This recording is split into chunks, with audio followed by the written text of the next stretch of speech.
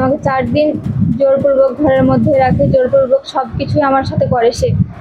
রাজশাহীর গোদাগাড়ীতে বিয়ের প্রলোভন দেখিয়ে এক তরুণীকে অপহরণের পর আটকে রেখে ধর্ষণের অভিযোগ উঠেছে।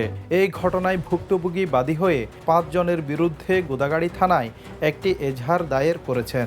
বলে আমার ভালো লেগেছে, আমি কথা বলবো, আমি বিয়ে করব। বলার পর তার সাথে আমার সম্পর্ক আস্তে আস্তে বাড়ে।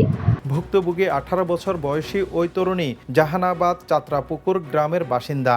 এজাহারের তথ্য মতে রামনগর গ্রামের আজিজ নামের এক যুবকের সাথে দীর্ঘদিন ধরে মোবাইলে প্রেমের সম্পর্ক ছিল ওই তরুণীর।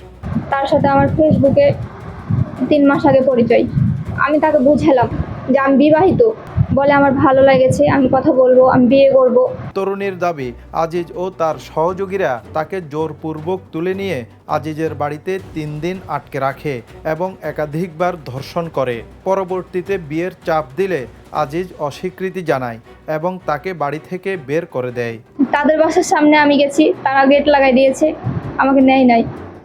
আমার বাবা মাও নিচ্ছে না, আমি এখন কোথায় যাব?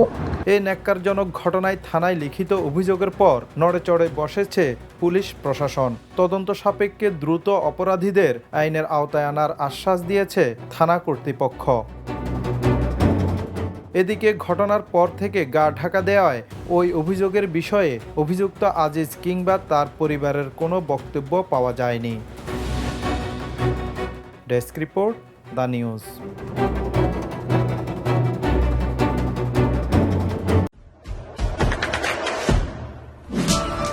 দেশে দেশে সবার সাথে দ্য নিউজ।